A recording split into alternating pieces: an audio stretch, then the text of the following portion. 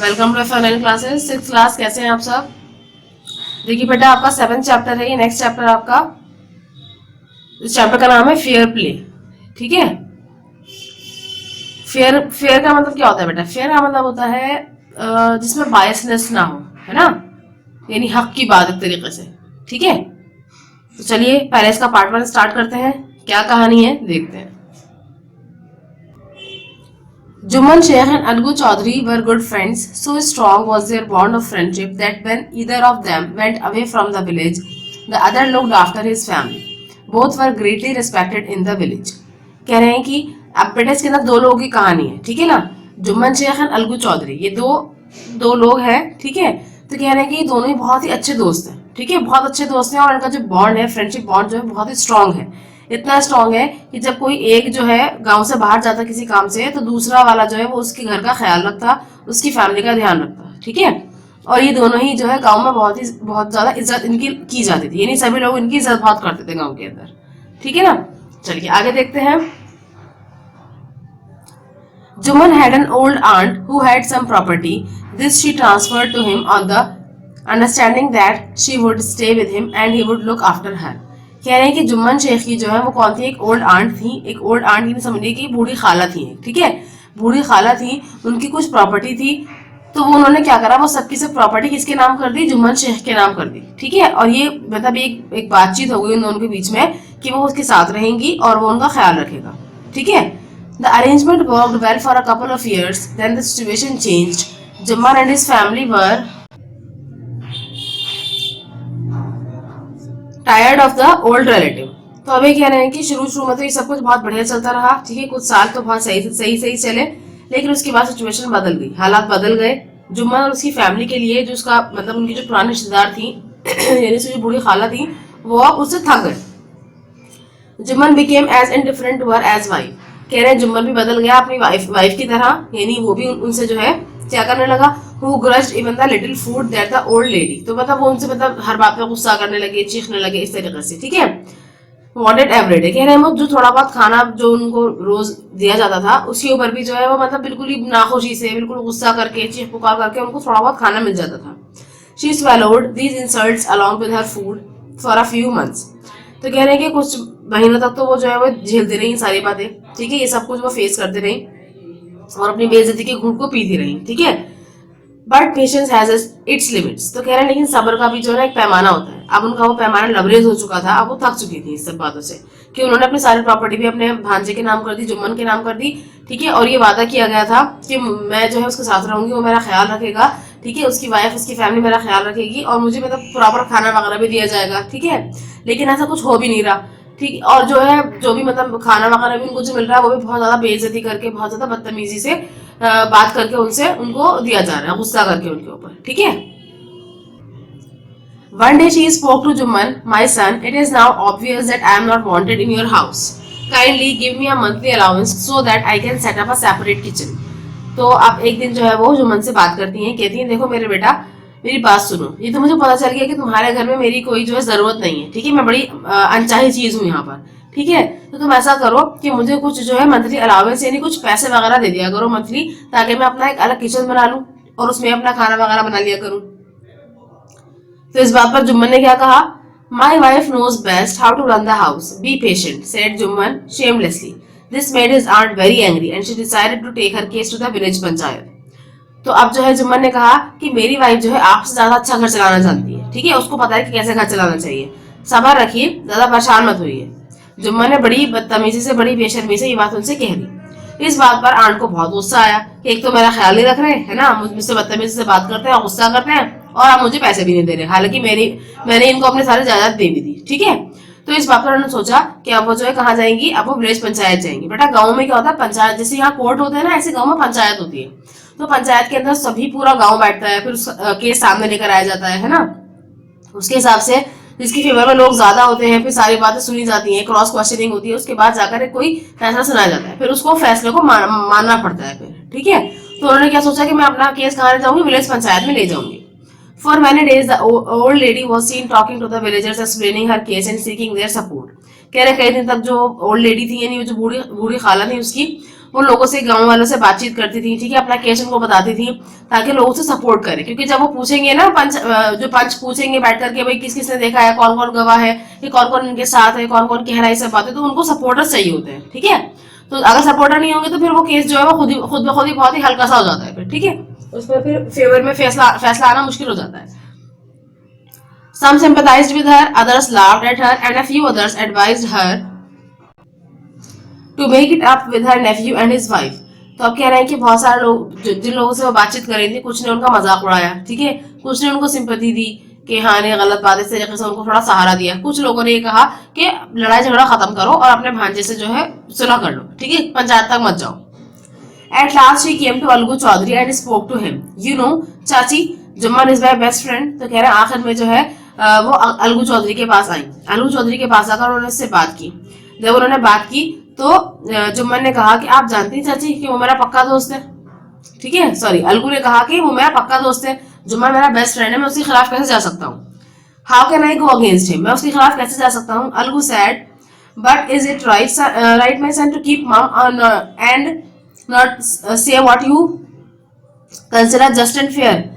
तो आप वो कह रही है कि ठीक है कि तू, अलगू ने कहा कि भाई वो मेरा बेस्ट फ्रेंड है, मैं उसके खिलाफ नहीं जा सकता। तो चाची क्या कहती है? चाची देखो बेटा, गांव में जो है ना किसी को खाला किसी को चाची कहते हैं ना, तो वैसे तो ये क्या है, उसकी खाला है, आंट तो कुछ भी हो सकती है, कोई भी हो सकती है, तो लेकिन ये इनको चाची कहता है अलगू, ठीक है ना। तो अलगू कहता है कि भाई मैं उसके खिलाफ नहीं जाऊंगा क्योंकि वो मेरा दोस्त है और मैं उसकी खिलाफ वर्जी नहीं कर सकता। तो वो कहती है, ओल्ड आंट कहती है कि ठीक है कि वो तुम्हारा दोस्त है, लेकिन क्या ये अच्छी बात है कि तुम जो है जानते हो कि क्या सही है क्या गलत है, उसके बावजूद भी तुम गलत का साथ दोगे और गलत पर अगर कुछ गलत हो रहा है तो उसके लिए मुंह बंद करके बैठे रहोगे? क्या लिखा है? कीप मम का मतलब था कुछ ना कहना, और कुछ नहीं कहोगे, जो सही है उसके लिए कुछ नहीं कहोगे।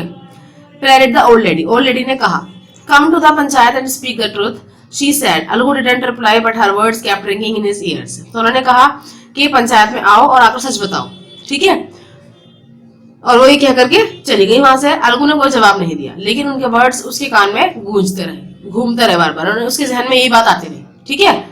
अब यहाँ पर पार्ट सेकंड की बात कर रहे हैं, पार्ट फर्स्ट हो गया पूरा, पार्ट सेकंड देखिए। The panchayat was held the same evening under an old banyan tree. Jumman stood up and said, the voice of the panchayat is the voice of God. तो आप कह रहे हैं कि पंचायत लग गई, ठीक है, सब आकर के बैठ गए, और एक पुराने से बेनियन ट्री के नीचे सब बैठ गए, पूरा गांव आकर बैठ गया।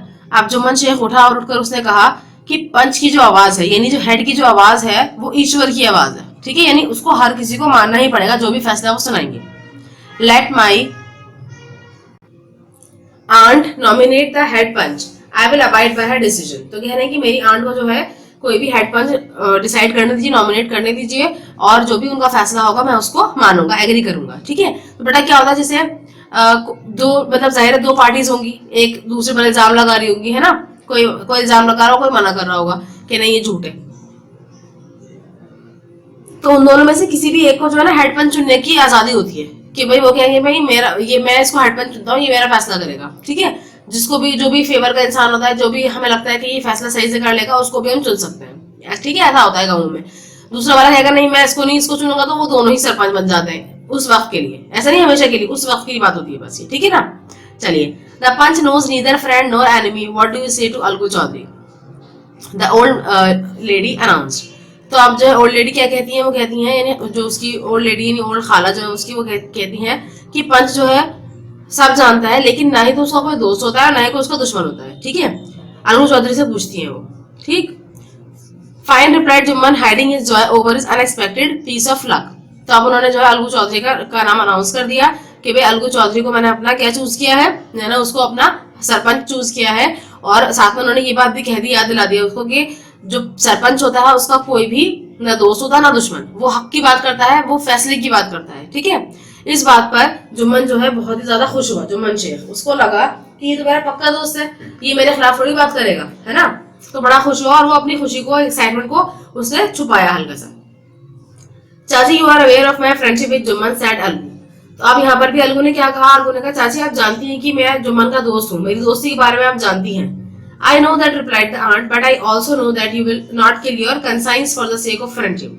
तो अब चाची ने यानी खाला ने उसकी क्या कहा कि हाँ मैं जानती हूँ ठीक है, मैं जानती हूँ, लेकिन मैं ये भी जानती हूँ कि तुम जो है अपने अंदर की अंतरात्मा को अपनी दोस्ती की खातिर जो है नहीं मारोगे। ठीक है, यानी जो तुम्हारे अंदर एक हर किसी का जमीर होता है ना, तो उसको तुम नहीं मारोगे, जो सच है तुम उसी का साथ दोगे। God lives in the heart of the punch and his voice is the voice of God and the old lady explained her case। तो आप कह रहे हैं कि उसने ये भी कहा साथ में ओल्ड लेडी ने कि जो सरपंच की जो पंच के जो दिल में है कौन रहता है, गॉड रहता है, और उसकी जो आवाज होती है वही हम गॉड की आवाज मानते हैं। यानी उसने जो कह दिया वो हम मानेंगे। उसके बाद उसने अपना केस सुनाना शुरू कर दिया पूरा। ठीक है, Jumman said Algu, you and I are old friends, your aunt is as dear to me as you, now I am a punch, you and your aunt are equal before me, what have you to say in your defense। तो अभी कह रहे हैं कि अब उन्होंने जुम्मन ने क्या कहा, अलगू से कहा, बेटा सॉरी मैं भूल जाती हूँ ना, नाम इनके कंफ्यूज जाती हूँ मैं। जुम्मन से कहा, किसने कहा, अलगू ने कहा। अलगू ने कहा जुम्मन देखो हम और दोनों मतलब तुम और मैं जो है बहुत पुराने दोस्त हैं। तुम्हारी आंटी जो है मुझे उसी तरह अजीज जिस तरह तुम्हें अजीज है। ठीक है, लेकिन अब जो मैं एक पंच हूँ और तुम और तुम्हारी आंट मेरे लिए बराबर है। ठीक, अब तुम्हें अपने डिफेंस में क्या कहना है? इन्होंने अब पूरा अपना केस सुना दिया है, तुम इसके अगर डिफेंस में अपने बचाव में कुछ कहना चाहते हो तो कहो। 3 years ago began Jumman, my aunt transferred her property to me. I promised to support her as long as she lived. I have done all I could। तो आप कह रहे हैं 3 साल पुरानी बात है, जुम्मन ने स्टार्ट कर दी अपनी कहानी। 3 साल पुरानी बात है कि मेरी आंट ने अपनी सारी प्रॉपर्टी मेरे नाम कर दी थी। ठीक है, और मैंने उनसे प्रॉमिस किया था कि जब तक वो जिंदा रहेंगी, जब तक वो जिएंगी, मैं उनको सपोर्ट करूंगा, और मैंने वो सब किया जो मैं कर सका। There have been a couple of quarrels between my wife and her, but I can't stop it। तो कह रहे हैं कि लेकिन इसी दरमियान क्या हुआ है कि मेरी वाइफ और इनके बीच में क्या है, कुछ लड़ाइयाँ वगैरह हुई हैं, कुछ क्वारल्स हुई हैं, लड़ाइयाँ बोलते बेटा उसको, लेकिन मैं उसको रोक नहीं सकता हूँ। Now my aunt is claiming a monthly allowance from me. This is not possible. That's all I have to say। कह रहे हैं और अब मेरी आंट जो है वो मुझसे एक मंथली अलाउंस मांग रही है, कुछ पैसे मांग रही है मंथली। ये मुमकिन नहीं है। ठीक है, बस मैं इतना ही कहना चाहता हूँ। Juman was cross-examined by Algu and others. Then Algu announced, "We have gone into the matter carefully." तो अब कह रहे हैं जुम्मन को जो है क्रॉस एग्जामिन किया गया, यानी उससे और सवाल पूछे गए ताकि और बात को पता चल पाए। ठीक है, अलगू ने भी पूछे और लोगों ने ये पूछे। उसके बाद जो है अलगू ने अनाउंस कर दिया। क्या अनाउंस किया? We have gone into the matter carefully. हमने जो है पूरे मैटर को बहुत ध्यान से देख लिया है, बहुत बारीकी से देख लिया है। In our opinion Jumman must pay his aunt a monthly allowance or as the property goes back to her। तो उन्होंने कहा कि भाई अब जो है जुम्मन को उनको एक मंथली अलाउंस देना पड़ेगा, नहीं तो सारी प्रॉपर्टी उनको वापस करनी पड़ेगी। ठीक है, ये फैसला किया है पंचायत ने। Now the two friends were seldom seen together. The bond of friendship between them was broken. In fact, Jumman was Algu's enemy and wanted his revenge। तो अब कह रहे हैं, अब जाहिर है जब उसके खिलाफ फैसला कर दिया तो अब वो दोनों की दोस्ती टूट गई। ठीक है, अब वो कभी कभार दूसरे को देखते। ठीक है, उनकी दोस्ती का जो एक रिश्ता था वो टूट गया था बिल्कुल। और अब तो जुम्मन अलगू का दुश्मन बन गया था। ठीक है, और वो सोचता था कि वो किसी तरह मौका मिले और उससे वो अपना बदला ले सके। रिवेंज मतलब बदला लेना। ठीक है, बदला ले सके। थर्ड पार्ट देखिए बेटा। Days passed and as ill luck would have it, Algu Chaudhary found himself in a tight spot. One of his fine pair of bullocks died and he sold the other to Samju Sahu। अभी कह रहे हैं कि दिन गुजर गए। ठीक है, और एक बुरी किस्मत जो है वो उसके सामने आ गई। मतलब एक तरीके से होता है ना कि लाइफ में अप्स एंड डाउन तो चलते ही रहते हैं। तो यानी अब यहाँ पर वो डाउनफॉल में जा रहा था। किस तरीके से? अलगू चौधरी जो है वो बहुत ज्यादा अपने आप को टाइट स्पॉट यानी बहुत डिफिकल्ट सिचुएशन में फंसा हुआ था। क्यों फंसा हुआ था? कह रहे हैं कि उसके पास जो है बुलक्स बोलते हैं बेटा, गाय बैल वगैरह जो होते हैं ना गाँवों में, तो ये बहुत बड़ी संपत्ति मानी जाती है ना, बहुत बड़ा सरमाया माना जाता है गाँव के लोगों के लिए।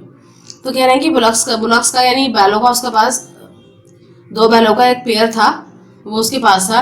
तो कह रहे हैं उसने क्या हुआ, उसमें से एक जो है वो मर गया, तो दूसरा वाला उसने क्या करा, समझू साहू को बेच दिया। ये दूसरा आदमी कोई उन्होंने उसको बेच दिया। ठीक है, कौन है ये? A car driver of the village. तो ये जो है ना, ये वो होते हैं जो जैसे ठेला वेला चलाते हैं, तांगा जिसको बोलते हैं। हाँ, वो है ना, कार ड्राइवर है समझू साहू।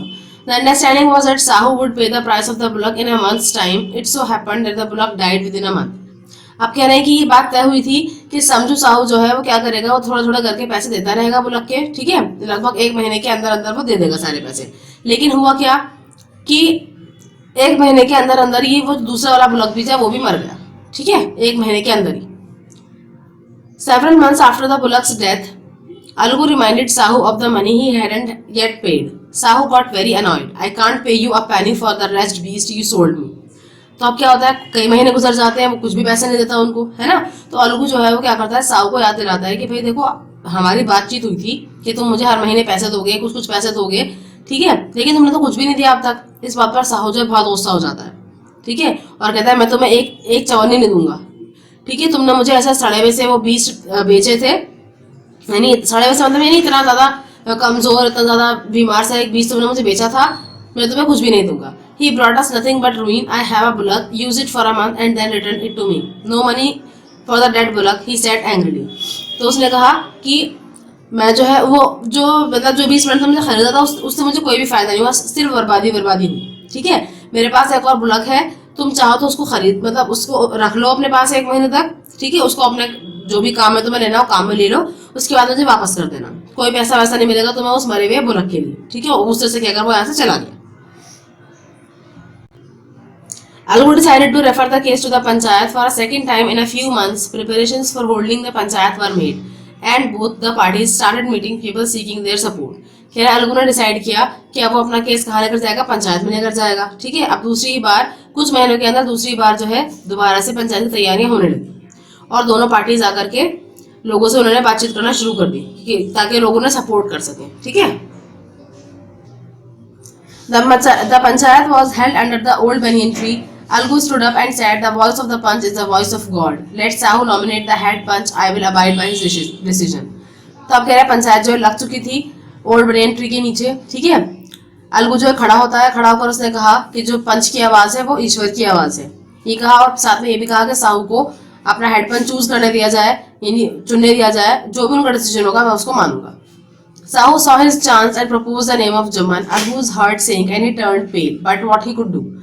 तो अब कह रहे हैं कि साहू को पता था पहले से, क्योंकि गांव में तो छोटी सी बात सबको पता चल जाती है, तो साहू को पता था कि इन दोनों की अब ठन चुकी है, दोनों अब दोस्त नहीं है। तो उसने क्या करा, उसने जुम्मन शेख का नाम अनाउंस कर दिया, ठीक है। अब ये बात सुनकर अलगू का दिल जो है वो डूबने लगा, यानी वो उसका दिल बैठ गया, उसकी रंगत पीली पड़ गई। क्यों पीली पड़ गई? क्योंकि उसने उसके खिलाफ फैसला दिया था, तो अब उसे लग रहा था कि शायद ये भी मेरे ही खिलाफ फैसला देगा, लेकिन वो कर क्या सकता था, कुछ भी नहीं कर सकता था।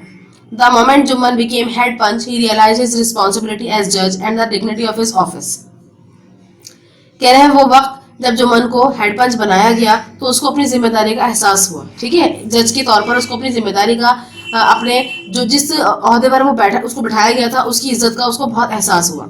Could he seated in that high place? कह रहे हैं कि क्या वो उस जगह पर जिस जगह पर वो बैठा है, इस ऊंची जगह पर वो बैठा है, यानी वहां पर बात मानी जाएगी, लोगों की जिंदगी के फैसले हो जाते हैं, तो जिस जगह पर वो बैठा है, हैव हिज रिवेंज नाउ, क्या उसे यहाँ पर अपना बदला लेना चाहिए? He thought and thought, वो सोचता रहा और सोचता रहा। No, he must not allow his personal feelings to come in the way of speaking the truth and doing justice. तो कह रहे हैं लेकिन उसने जो है अपनी फीलिंग्स को, पर्सनल फीलिंग्स जो भी थी उसकी अलगू के खिलाफ, उसने उनको आने नहीं दिया बीच में, ठीक है। और उसने वही कहा जो सच था और इंसाफ की बात की। क्या बात की? Both Algu and Sahu stated their cases. They were cross-examined and the case was considered deeply. Then Juman stood up and announced, "It is our opinion that Sahu should pay the Algu the price of the bullock."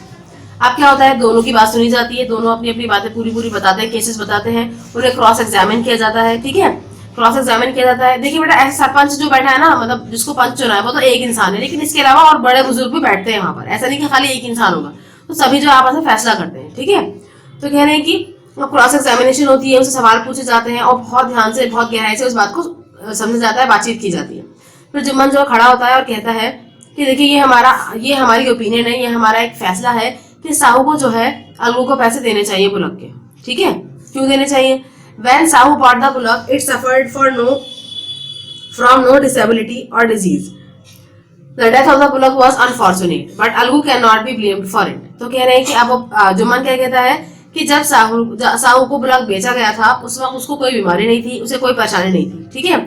उसकी जो death है वो एक unfortunate है, यानी वो मतलब बस नेचुरल डेथ हो गई, ठीक है। इसमें अलगू की कोई गलती नहीं, उसको सजा नहीं मिलेगी इस बात पर, ठीक है। Algu could not contain his feelings. He stood up and said loudly over and over again, "Look to the panchayat, this is justice. God lives in the voice of the punch." तो अलगू इस बात पर बहुत खुश होता है कि उसको उसके पैसे मिल जाएंगे, और वो बहुत ही मतलब अपनी फीलिंग्स को कंट्रोल नहीं कर पाता और एकदम खड़ा हो जाता है और खड़ा होकर के तेज तेज नारे लगाना शुरू कर देता है। क्या कहता है कि पंचायत जीत गई पंचायत, यानी उसको लगता है कि वाकई उसके हक में फैसला हुआ है और ये फैसला भी सही हुआ है, कह रहे हैं यही इंसाफ है। और पंच की आवाज के अंदर गॉड की आवाज होती है, यानी गॉड की आवाज बसती है उसमें, तो उसने जो भी फैसला सुनाया सही फैसला सुनाया है। Soon after, Juman came to Algu, embraced him and said, "Since the last panchayat, I had become your enemy. Today I realized what it meant to be a पंच." तो कह रहे हैं कुछ ही दिनों में, मतलब थोड़ी देर बाद, दिनों में सिर्फ थोड़ी देर बाद, जुम्मन जो है वाल्गू के पास आता है और उससे कहता है कि लास्ट पंचायत के बाद मैं तुम्हारा दुश्मन बन गया था, ठीक है, क्योंकि तुमने मेरे खिलाफ फैसला सुनाया था, लेकिन आज मुझे रियलाइज हुआ कि पंच होना क्या होता है, ठीक है। A panch has no friend no enemy, एक पंच का ना कोई दोस्त होता है ना ही कोई दुश्मन होता है। He knows only justice, वो जानता है सिर्फ इंसाफ करना। Let no one deviate from the path of justice and truth for friendship or enmity। तो कह रहे हैं कि वो इंसान ऐसा होता है जो पंच जब बनता है तो उसका मतलब क्या होता है कि वो इंसाफ करे और सच्चाई का साथ दे, बजाय दोस्ती या दुश्मनी की, यानी ना तो वो दोस्त के लिए कोई अच्छा फैसला करे ना दुश्मन के लिए कोई बुरा, जो भी हक में हो उसकी बात वो माने और उसको ही वो क्या करे, उसके हिसाब से ही वो फैसला करे। Algu embraced his friend and wept, and his tears washed away all the dirt of misunderstanding between them। तो अब कह रहे हैं कि फिर वो भी जो है उससे बातचीत करता है और रोने लगता है, ठीक है, और उसकी जो आंसू थे, मतलब जो उसके आंसू गिर रहे थे, वो उन दोनों के बीच में जो धूल जम गई थी, यानी उनकी दोस्ती पर जो धूल जम गई थी वो पूरी धूल धुल जाती है और वो वापस से दोस्त बन जाते हैं, ठीक है बेटा। यानी अब जो एक धूल धुलने का मतलब क्या हुआ, यानी एक तरीके से वो दूरी जो आ गई थी ना उनके बीच में, एक कड़वाहट आ गई थी, वो दूरी खत्म हो जाती है और वापस से दोस्त बन जाते हैं। तो ऐसा ही होता है कि जब हमें कोई पोस्ट दी जाती है तो हम उसकी नजाकत को, उसकी अहमियत को समझ जाते हैं, है ना। अब जैसे सपोज आप अभी तो आप छोटे हैं तो आपको नहीं मालूम जज क्या होता है, सरपंच क्या होता है ना, लेकिन आप ये जानते हैं कि अगर आप क्लास में मॉनिटर बनते हैं तो जब आप अगर आपका दोस्त मॉनिटर बनता है तो आप सोचते हैं कि आपको कुछ फेवर दे, वो ये नहीं अगर आप बोले तो वो आपकी शिकायत ना लगाए, अगर आप काम ना करके लाए तो आपको बचा ले। लेकिन सपोज कि अगर आप भी मॉनिटर बन गए तो फिर आप सोचेंगे अगर मैंने ऐसा किया तो सब कहेंगे अपने दोस्त को तो बचा लिया इसने, हमें नहीं बचाया, है ना। तो इस तरीके से बचने के लिए क्या करना पड़ता है, इंसाफ करना पड़ता है। इंसाफ का मतलब क्या हुआ, जो सही है वो सही है चाहे वो आपका दुश्मनी क्यों ना हो, ठीक है, और जो गलत है वो गलत है चाहे वो आपका दोस्त ही क्यों ना हो। तो यही जो है, ये सच्चाई जो है हमें आगे आगे के लिए क्या करती है, फिर हमें अगर हम सिचुएशन में फंस जाते हैं तो हमें ये चीजें ही हमें निकालती है। जैसे अलगू ने सच्चा फैसला किया था, ठीक है, किसके खिलाफ, जुम्मन के खिलाफ फैसला किया था, लेकिन उसके बावजूद भी जब वो परेशानी में पड़ा क्योंकि उसने सच का साथ दिया था तो इसलिए उसको उसके ही हक में फैसला आया, ठीक है बेटा। आई होप आपको चैप्टर समझ में आया होगा और छोटी सी कहानी थी, अच्छी कहानी थी, सबक आमूज कहानी थी कि इससे हमें सबक मिलता है कि एक तो यही कि पहली बात तो हम सबसे अच्छे व्यवहार करें, खुदा न खास्ता जरूरत ही ना पड़े कि हमें कोर्ट या फिर पंचायत में जाना पड़े, है ना। लेकिन सपोज अगर ऐसा होता भी है तो फिर हमें हमेशा सच का साथ देना चाहिए और हमारा दीन भी हमें यही बताता है कि सच की गवाही हमें देनी चाहिए, चाहे वो फिर हमारे बहन भाई माँ बाप या किसी भी रिश्तेदार के खिलाफ क्यों ना हो, लेकिन सच का साथ नहीं छोड़ना चाहिए, जो सच है वही हमें कहना चाहिए, ठीक है बेटा।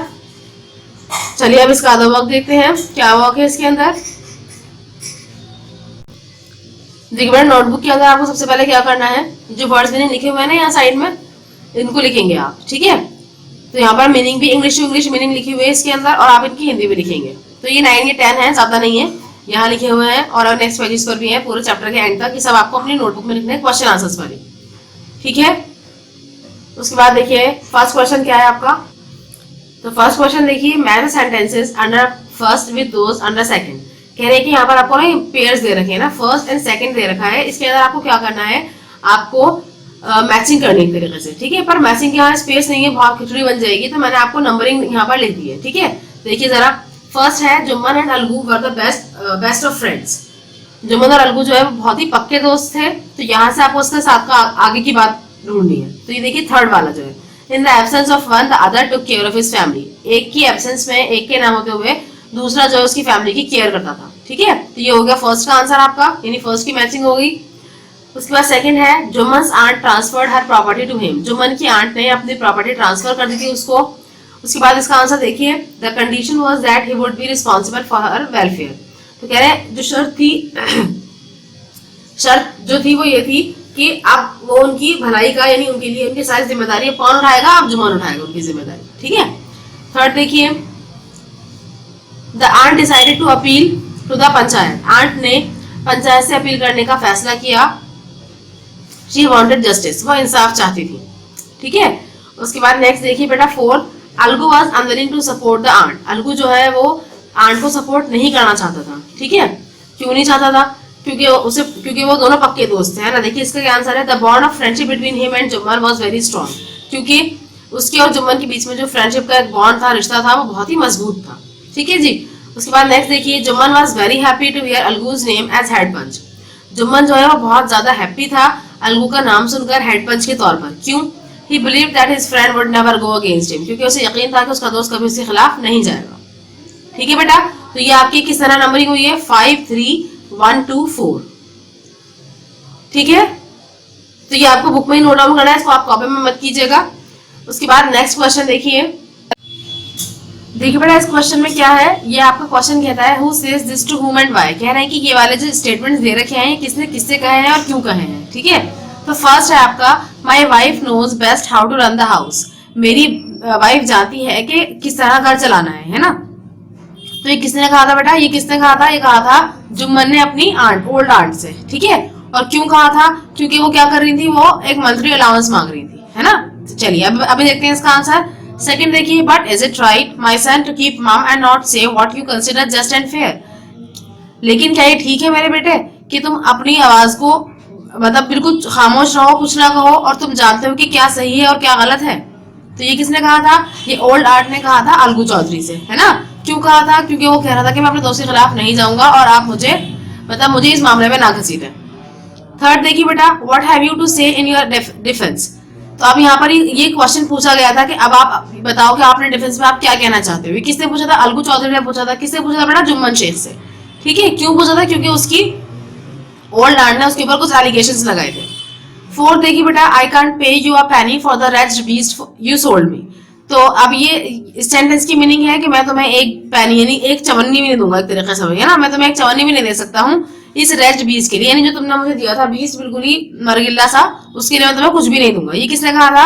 ये साहू ने कहा था। किससे कहा था बेटा? ये कहा था अलगू चौधरी से। क्यों? क्योंकि उसने जो बीस उससे खरीदा था, जो ब्लॉक उससे खरीदा था, वो मर गया था 1 महीने के अंदर अंदर। फिफ्थ देखिए बेटा, victory to the panchayat this is justice, panchayat की जो जीत है यही इंसाफ है। ये किसने कहा था बेटा? लास्ट में ये किसने कहा था? ये अलगू चौधरी ने कहा था, क्योंकि उसके हक में फैसला हो गया था, ठीक है। तो इसके आंसर्स किस तरह लिखेंगे आप? कॉपी में आप नोटबुक में, ग्रामर की नोटबुक में करेंगे ये वाला काम। आप पहले ये आप पूरी हेडिंग एज इट इज लिखेंगे, उसके बाद फर्स्ट स्टेटमेंट लिखेंगे, फिर जो फर्स्ट आंसर मैं आपको बता रही हूँ वो लिखेंगे, फिर सेकंड स्टेटमेंट, फिर उसका आंसर। तो इस तरह करते करते सारे लिखेंगे, ठीक है। देखिए फर्स्ट स्टेटमेंट का आंसर क्या है, Jumman says this to his aunt because his aunt was asking for a monthly allowance, ठीक है। सेकंड का देखिए, Jumman aunt says this to Algu because he was unwilling to support the aunt by going against Jumman. Third है, Algu says this to Jumman when Algu is made a panch by Jumman's aunt, he said this because he wanted to be unbiased. Fourth है बेटा, Sahu said so to Algu because the bullock that Algu had given to Sahu died in a month. And Sahu had not paid Algu for the bullock. ठीक है बेटा। उसके बाद fifth देखिए, Algu shouts this to the people around when Jumman gives a fair judgment. तो ये पांचों statements के आंसर्स हैं, लेकिन आपको किस तरह लिखने बताया मैंने अभी आपको। पहले आप स्टेटमेंट लिखेंगे, फिर उसका आंसर लिखेंगे, ठीक है। फिर सेकंड स्टेटमेंट, फिर उसका आंसर, इस तरह करिएगा। उसके बाद देखिए क्वेश्चन आंसर है आपके, क्वेश्चन नंबर सी में क्वेश्चन आंसर देखिए बेटा। क्वेश्चन फर्स्ट देखिए, then the situation change what is being referred to, तो पैराग्राफ 2 के हिसाब से, यहाँ पैराग्राफ नंबर दे रखा है उन्होंने आपको, है ना। तो पैराग्राफ 2 के हिसाब से बात कही गई है कि सिचुएशन, फिर उसके बाद सिचुएशन बदल गई। तो यहाँ पर कौन सी सिचुएशन बदलने की बात की गई है? तो बेटा पैराग्राफ 2 में स्टार्टिंग में जो हम बात कर रहे थे वो ओल्ड लेडी की यानी ओल्ड आंट की बात कर रहे थे, यानी पहले उनकी जो थी घर में इज्जत थी, सब उनसे मोहब्बत करते थे, लेकिन धीरे धीरे टाइम गुजरता गया और उनकी इज्जत और वक्त घर में कम हो गई, ठीक है। तो उसी सिचुएशन को चेंज होने की बात की गई है। उसके बाद सेकंड है, when Jumman's aunt realized that she was not welcome in his house, what arrangement did she suggest? तो थर्ड पैराग्राफ में इसका आंसर कि जुम्मन की आंट ने जब ये महसूस किया कि उनको जो है अब इस घर में कोई इज्जत वक्त नहीं मिल रही है, तो उन्होंने क्या अरेंजमेंट सोची, क्या अरेंजमेंट सजेस्ट की, ठीक है। तो क्या कहा था उन्होंने कहा था कि मुझे मंथली अलाउंस दे दो ताकि मैं अपना किचन अलग सेट कर लूं, ठीक है। उसके बाद थर्ड देखिए बेटा, what was the villagers reaction when the aunt explained her case to them, क्या है विलेजर्स का क्या रिएक्शन था जब आंट ने अपना केस उनको एक्सप्लेन किया।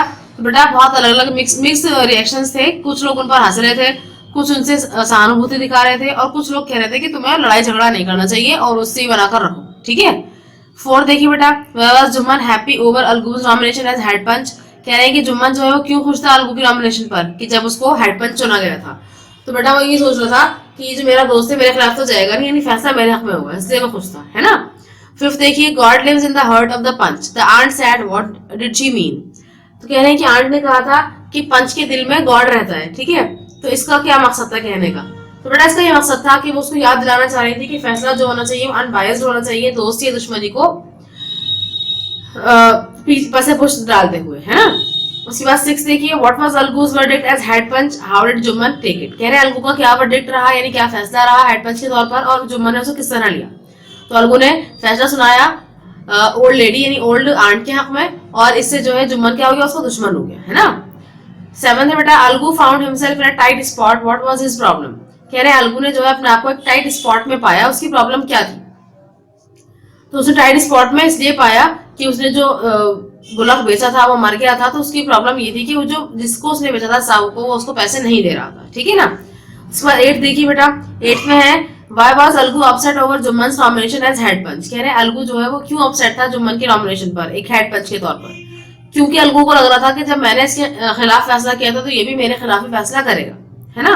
उसको ऐसा महसूस हो रहा था, हालांकि उसने अलगू ने जो उसके खिलाफ किया था एक्चुअल में वो उसके खिलाफ ना होकर के वो एक फेयर जजमेंट था, यानी एक बिल्कुल ही किसी का पक्ष लिए बगैर था वो, है ना। आगे देखिए, what was Jumman's verdict as head panch, how did Algu take it. कह रहे हैं कि जुम्मन का क्या वर्डिक्ट था हेड पंच बनने के बाद और अलगू ने इसे किस तरह लिया। तो कह रहे हैं जुम्मन का वर्डिक्ट क्या था कि उसने फैसला किसके हक में सुनाया, जुम्मन ने सुनाया अलगू के हक में फैसला, ठीक है। तो इस बात पर अलगू बहुत खुश हुआ और उसने कहा कि पंचायत का जो फैसला है वो गॉड का फैसला है, ठीक है। तो उसके बाद देखिए बेटा टेंथ है, टेंथ में आपको टेक द करेक्ट ऑप्शन है, या तीन ऑप्शन आपको दे रखे हैं इन्होंने। Which of the following sums up the story best. यहाँ पर तीन ऑप्शंस हैं, उन तीनों में से ये जो सेकंड वाला है ना, ये पूरी स्टोरी को सम अप करता है। क्या है ये? Let no one deviate from the path of justice and truth for friendship और एनवाइटी। कह रहे हैं कि किसी को भी डेविएट बोलते हैं बेटा, भटकना नहीं चाहिए, ठीक है। कहाँ से भटकना नहीं चाहिए? इंसाफ के रास्ते से भटकना नहीं चाहिए, उसको हमेशा सच का साथ देना चाहिए, चाहे फिर वो दोस्ती की बात हो चाहे वो दुश्मनी की बात हो। यानी अगर आप किसी के दुश्मन है, वैसे तो होना नहीं चाहिए, लेकिन सपोज कि अगर है तो अगर वो सच्चा है उसके हक में बात आपको करनी पड़ेगी, ठीक है। और अगर आप किसी के दोस्त है और वो झूठा है तो उसके खिलाफ आपको जाना पड़ेगा, जैसे कि इस कहानी में उन्होंने बताया, ठीक है बेटा। तो इसको आप टिक कर दीजिए, give a reason for your choice, ये कट कर दीजिए। अब इनके आंसर्स प्रॉपर देख लेते हैं एक बार। देखिए फर्स्ट का आंसर है, the situation of the aunt in Jumman's house change, earlier she was being taken care of but things change and she was ill treated, ठीक है। सेकंड का आंसर देखिए, she suggested that she gets monthly allowance from Jumman as she could not handle the insult anymore. She wanted to cook separately. Third का answer देखिए बेटा, villagers gave mixed reactions. Some sympathized with her, some laughed at her, and some others said that she should to make up with Jumman and his wife. Fourth का answer देखिए, Jumman was happy over Algu's nomination as head punch because Algu was his friend and he knew that he would not give a judgment that goes against him. ठीक है बेटा।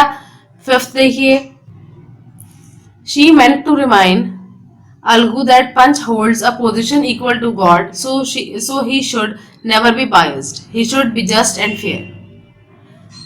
उसके बाद six का answer देखिए बेटा, Algu gave a verdict that shocked Jumman. He asked Jumman to pay monthly allowance to his aunt.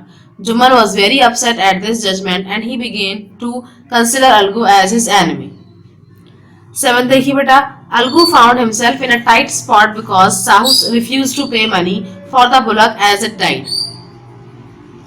Eight का answer देखिए, Algu was upset over Jumman's nomination as head punch because he was certain that Jumman will take revenge of the judgment that Algu had given earlier.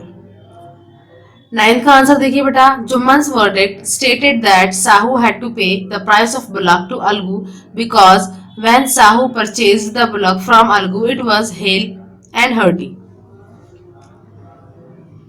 This was a fair decision. Algu took it happily and exclaimed that it was a victory of the panchayat.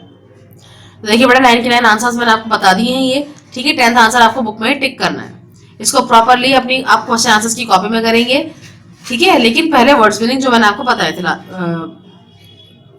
पहले, है ना, इस chapter के words meaning करेंगे आप सारे पहले, उसके बाद आप ये वाला काम करेंगे, ठीक है। और देखते हैं और क्या काम है इसमें। देखिए बेटा आपका अब यहाँ पर आता है वर्किंग विद लैंग्वेज के अंदर आपकी सेंटेंस दे रखे हैं इन्होंने, ठीक है। इन सेंटेंसेस के अंदर क्या है, यहाँ पर ना कुछ इटैलिसाइज्ड वर्ड्स हैं। देखिए जैसे ये लिखा हुआ है, फर्स्ट सेंटेंस में लिखा है रिमेन साइलेंट, है ना। तो रिमेन साइलेंट की जगह पर आपको क्या करना है, इसको रिप्लेस करके आपको कीप मम लिखना है। क्या लिखना है, कीप मम, यानी खामोश रहना। रिमेन साइलेंट का मतलब भी यही होता है और कीप मम का मतलब भी यही होता है। इस वर्क को आपको अपनी कॉपी में करना है, यानी आपको नोटबुक में करना है, ग्रामर वाली नोटबुक पर, ठीक है। किस तरह करेंगे, पहले आप ये वाला क्वेश्चन पूरा लिखेंगे, ठीक है। उसके बाद ये वाला पूरा आप क्लू बॉक्स बनाएंगे। उसके बाद आप फर्स्ट सेंटेंस लिखेंगे जो बुक में दे रखा है एज इट इज, ठीक है ना। The best way to avoid an unnecessary argument is to remain silent, और रिमेन साइलेंट को अंडरलाइन करेंगे, ठीक है। उसके बाद इसका प्रॉपर जो आंसर है वो लिखेंगे। क्या लिखेंगे, the best way to avoid an unnecessary argument is to keep mum, ठीक है। रिमेन साइलेंट को रिप्लेस करके क्या लिख देंगे बेटा, कीप मम लिख देंगे। इस तरह करना है प्रॉपर्ली, बिल्कुल, ठीक है। उसके बाद नेक्स्ट देखिए, unfortunately the train I was trying to catch was cancelled. तो अनफॉर्चुनेटली हो गया यहाँ पर, तो अनफॉर्चुनेटली को आप क्या करेंगे, इसको आप यहाँ अंडरलाइन कर लिएगा एक तो, और इसकी जब आप इसका दोबारा से मतलब आंसर लिखेंगे, इसको रिराइट करेंगे इस सेंटेंस को, तो अनफॉर्चुनेटली की जगह पर आप लिखेंगे as ill luck would have it, ठीक है। और यहाँ हो जाएगा द ट्रेन, पूरा सेंटेंस मतलब एज इट इज रहेगा, बस ये आप ऐड कर देंगे कहाँ पर, अनफॉर्चुनेटली की जगह पर। As ill luck would have it the train I was trying to catch was cancelled, ठीक है, ये हो जाएगा। थर्ड देखिए, थर्ड सेंटेंस देखिए, बट थर्ड में आपको क्या करना है, he has been told not to take risks. तो ये है ना टेक रिस्क्स, ये है आपका इटैलिसाइज्ड वर्ड। इटैलिसाइज्ड वर्ड्स हैं ये, फ्रेजेस हैं, तो इसको आप अंडरलाइन कर लेंगे, ठीक है। While driving a car through a crowded street, as it is पूरा लिखेंगे सेंटेंस। जब इसको रिराइट करेंगे तो he has been told not to take chances, यहाँ पर आप take chances लिख देंगे, ठीक है। बाकी पूरा सेंटेंस as it is आ जाएगा। उसके बाद देखिए फोर्थ है, the patient needs to be properly taken care of। taken care of italicised है, तो इसको आप अंडरलाइन करेंगे। रिराइट जब करेंगे तो इसकी जगह पर क्या लिख देंगे बेटा, looked after। क्या लिख देंगे, looked after। उसके बाद फिफ्थ देखिए, Why don't the two of you end your quarrel by shaking hands? End your quarrel की जगह पर क्या आ जाएगा, make it up, ठीक। उसके बाद सिक्स देखिए, I was in a difficult situation till my friends came to my rescue। तो a difficult situation अंडरलाइन करेंगे इसको, और यहाँ पर क्या लिख देंगे, a tight spot। उसके बाद देखिए seventh, when I saw a pile of dirty dishes I felt very disappointed। तो felt very disappointed इसको अंडरलाइन करिए, और यहाँ पर आप क्या लिखेंगे, my heart sank। क्या लिख देंगे बेटा, माई हर्ट सैंक। लेकिन सेंटेंस को दोबारा लिखना है, एक बार बुक वाला लिखना है, एक बार जो आप चेंज करेंगे वो लिखना है। 8 देखिए, I will examine the matter carefully before commenting on it. तो एग्जामिन है आपका इटैलिसाइज्ड वर्ड, उसकी जगह पर आप लिखेंगे गो इनटू, ठीक है। 9 देखिए, they criticized him in the meeting but he accepted without protest all the criticism. Accepted without protest का मतलब क्या होता है यहाँ पर बेटा, इसको चेंज करेंगे स्वैलोड से, ठीक है। स्वैलोड मतलब निगलना। उसके बाद आता है टेंथ है, it will free me from worry to know that I had done nothing wrong. Free me from worry, तो इसको अंडरलाइन करेंगे आप, और इसकी जगह पर क्या लिखेंगे, टू ईज माई कंसाइंस। दोबारा से बता रही हूँ मैं आपको, सेंटेंस दोनों बार लिखना है, एक बार बुक वाला लिखना है और एक बार जो आप चेंज करेंगे वो लिखना है, ठीक है। ये नहीं हो कि आप शॉर्टकट में वहीं कट करके वहीं लिख दें, ऐसा मत कीजिएगा। अभी देखिए बेटा, look at the following phrases and their meanings, use the phrases to fill in the blanks in the sentences given below. यहाँ पर आपको कुछ फ्रेजेस दे रखे हैं, ठीक है। फ्रेजेस क्या होते हैं बेटा, मैंने आपको बता रखा है पहले भी कि किसी भी वर्ड के साथ आप जब प्रोनाउन को ऐड कर देते हैं तो वो फ्रेज बन जाता है। क्या बन जाता है, फ्रेज बन जाता है, और उसकी मीनिंग फिर उस वर्ड से डिफरेंट हो जाती है। जैसे अब यहाँ लिखा हुआ सेटअप, तो सेटअप का मतलब क्या होता है, पुट इन प्लेस और स्टार्ट, यानी किसी जगह पर रखना है फिर शुरू करना, ठीक है। सेट असाइड का मतलब क्या होता है, सेव और keep for a particular purpose, बचाकर रखना किसी अहम काम के लिए। सेट डाउन का मतलब क्या होता है, राइट और रिकॉर्ड, लिखना या रिकॉर्ड करना। सेट आउट का मतलब क्या होता है, स्टार्ट ऑन अ जर्नी, कोई जर्नी स्टार्ट करना। सेट इन का मतलब क्या होता है, begin and seem likely to continue, शुरू करना या फिर शुरू बिल्कुल एकदम शुरू करने ही वाले हो, ऐसा है ना, शुरू करने से बस जरा सी देर पहले। तो ये वर्ड्स आपको यूज करने हैं, ठीक है। ये मीनिंग उन्होंने आपको बता दी है, लेकिन यूज आपको यही वाले फ्रेजेस करने हैं। समझ में ये बात। चलिए फर्स्ट देखते हैं, why don't you set down your ideas on paper. यानी तुम अपने आइडियाज को पेपर पर सेट डाउन क्यों नहीं करते हो, यानी लिखते क्यों नहीं हो, रिकॉर्ड क्यों नहीं करते हो। A fund has been set up for the soldiers families, ठीक है। सेटअप का मतलब क्या था बेटा, पुट इन प्लेस, यानी जगह पर रखना, ठीक है, यानी एक जगह रखा है। A fund has been set up, यानी एक जो फंड है वो रख दिया गया है सोल्जर्स की फैमिलीज के लिए। उसके बाद थर्ड आता है we should set aside a little money every month, हमें क्या करना चाहिए, सेट असाइड। सेट असाइड का मतलब क्या होता है बेटा, सेव और keep for a particular purpose. तो हमें अब किसी भी एक पर्पज के लिए एक अमाउंट को क्या करना चाहिए, सेट असाइड रख देना चाहिए, सेव कर लेना चाहिए, ठीक है। फिर फोर्थ आता है you should buy some woollens before winter sets in, तो कह रहे हैं कि तुम्हें कुछ वूलन्स खरीद लेने चाहिए, यानी ऊनी कपड़े खरीद लेने चाहिए, सेट्स इन यानी सर्दियां शुरू होने से पहले, ठीक है। They set out on the last stage of their journey, कि वो सेट आउट यानी वो कर चुके हैं अपनी जर्नी स्टार्ट, ठीक है, लास्ट स्टेज की जो जर्नी है उसको स्टार्ट वो कर चुके हैं। बेटा इसको आप कट कर दीजिएगा स्पीकिंग एंड राइटिंग को, ठीक है। नेक्स्ट पेज पर आइए, यहाँ देखिए यहाँ पर लिखा हुआ है डिक्टेशन, है ना, इसकी हेडिंग में आ जाइए। Your teacher will speak the words listed below, right against each a word of opposite meaning, ठीक है। तो यहाँ पर आपको करना है अपोजिट मीनिंग लिखनी है, जैसे ओल्ड का क्या हो जाएगा बेटा, न्यू, वेट का ड्राई, ओपन का शट, ब्लंट का शार्प, फॉरगेट का रिमेंबर, ठीक है। ओपन का क्लोज भी हो सकता है बेटा, ठीक है। यहाँ पर भी एग्जांपल्स है, लिक्विड का सॉलिड, हार्ड का सॉफ्ट। तो ये आपका चैप्टर कंप्लीट हो गया है। जो काम मैंने नोटबुक में करने के लिए कहा है वो नोटबुक में करिएगा प्रॉपर्ली, और जो मैंने बुक में ही करने के लिए कहा है वो आपको बुक में ही करना है, ठीक है। फिलअप्स हैं और ये वाले जो अपोजिट वर्ड्स हैं आपको बुक में ही नोट डाउन करना है। आई होप आपको चैप्टर समझ में आया होगा। So thank you, thanks for watching, Allah Hafiz.